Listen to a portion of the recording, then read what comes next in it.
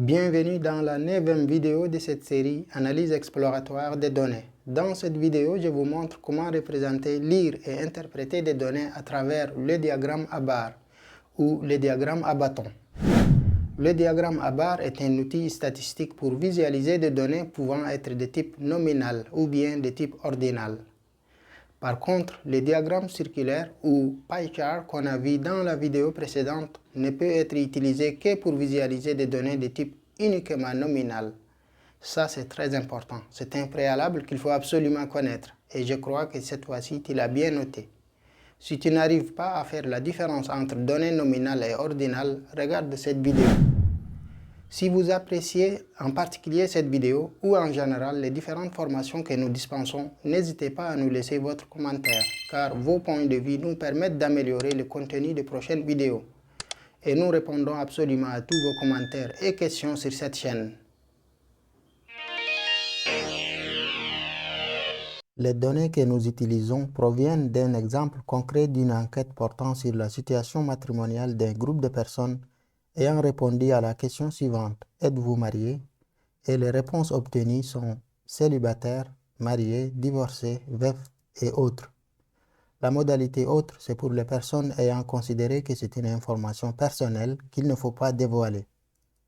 Ensuite, on a les réponses obtenues pour chacune de ces modalités. Voilà pour les décors.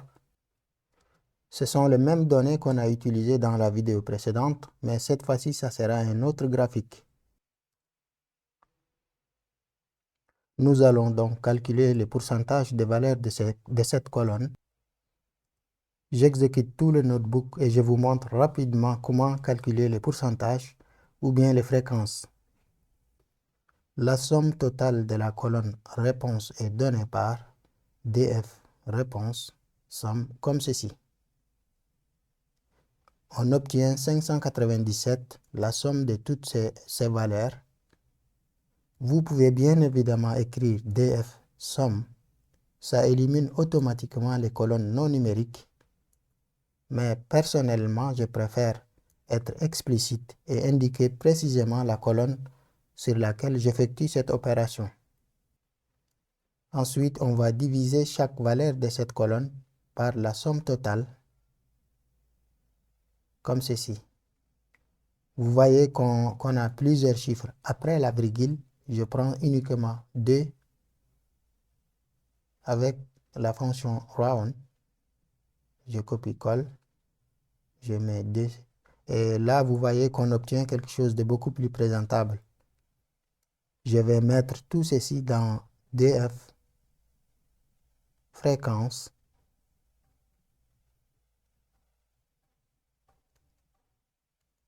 et si j'affiche à nouveau mon df, ce sont ces valeurs-là précisément qu'on va les mettre au niveau de l'axe des ordonnées de notre graphique.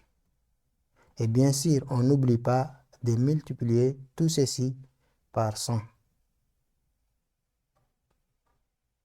Et voilà, tout est OK pour les données. Il ne reste plus qu'à créer la figure et le représenter dessus. Je copie la colonne catégorie, donc df bar, non plutôt plt bar, df catégorie, ensuite df fréquence. Voilà la colonne que nous venons d'ajouter. Là, on obtient un graphique qui n'est pas du tout présentable pour l'instant. On ajoute les labels au niveau des axes, donc PLT X label, état civil pour l'axe des abscisses. Ensuite, pour l'axe des ordonnées, on va mettre fréquence en pourcentage. Voilà, fréquence et état civil au niveau des axes. Vous voyez, le maximum de la colonne, c'est 34%. On va ajouter maintenant la légende pour chaque modalité, pour chaque catégorie, quelque part ici. Mais avant d'en ajouter, je vais choisir une couleur particulière pour chacune d'elles. Donc, color. Donc, dark orchid pour marié. Pour les célibataires plutôt, navy pour marié. Red pour divorcé. Gray pour veuf. Et medium blue pour autre. Je viens donc ajouter à la suite des fréquences colors égale à colors.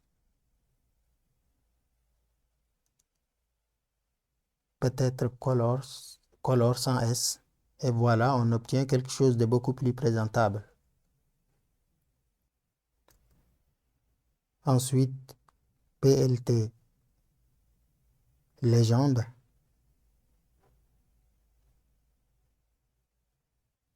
Pour les afficher, il suffit d'ajouter la liste des modalités.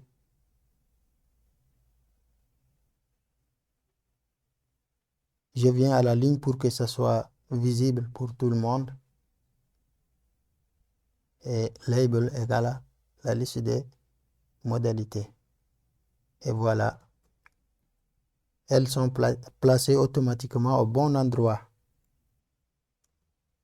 Voilà, chacune avec la couleur, les correspondants. Pour rendre la lecture plus facile, on va graduer la figure ou le canevas avec PLT Grid. C'est beaucoup plus présentable par rapport à ce qu'on a tout à l'heure. Donc pour masquer ceci, j'ajoute PLT Show. C'est tout pour le diagramme à barre. Mais qu'en est-il du diagramme à bâton? Existe-t-il une différence entre les deux? Pour ce qui est de leur différence, elle est surtout esthétique. Sinon, elle n'existe pas vraiment, juste des façons distinctes de faire la même chose. Ensuite, pour transformer les barres en bâtons, nous avons le paramètre width qui nous permet de modifier la largeur des barres avec width égale à, par exemple, prenons 0,2 et voilà ce qu'on obtient. Ou peut-être 0,3. Voilà. Sinon, vous pouvez laisser la valeur par défaut. Moi, je préfère laisser la valeur à 3, à 0,3. C'est bien beau de dessiner des graphiques et représenter des données là-dessus, mais il faut savoir lire et interpréter. D'ailleurs, on pourrait bien vous demander de retrouver le tableau qui a servi à tracer ce graphique à partir de celui-ci. Eh bien, c'est très simple. Pour le lire, il suffit de repérer la modalité pour laquelle vous voudriez avoir l'information associée. Ensuite, placez le curseur sur le haut de la barre et projetez sur l'axe des ordonnées pour lire le nombre de personnes ou le nombre de réponses ou bien les fréquences. Ainsi, on lit 17%. Vérifiez que c'est bien 17%. Et pareil pour les autres. Nous pouvons lire très facilement que 34% des personnes interrogées ont déclaré être divorcées. Célibataires, autant pour moi. Et ainsi, 16% des cas de divorce. Et malheureusement, 8% des cas du décès du conjoint ou de la conjointe. Ainsi que très exactement 25% de la modalité, 25% des cas pour la modalité autre. Et servez-vous aussi des modalités, elles vous facilitent énormément la lecture et surtout si vous avez un nombre élevé de modalités.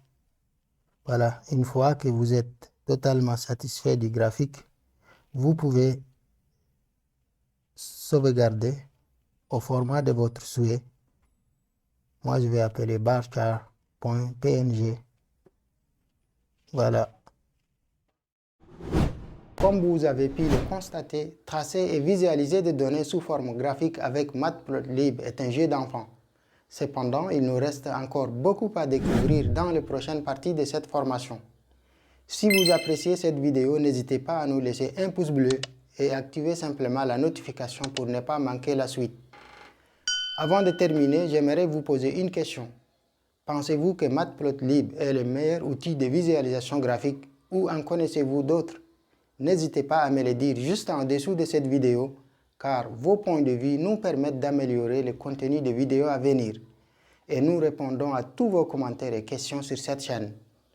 Je vous souhaite bon apprentissage et à très vite pour d'autres vidéos.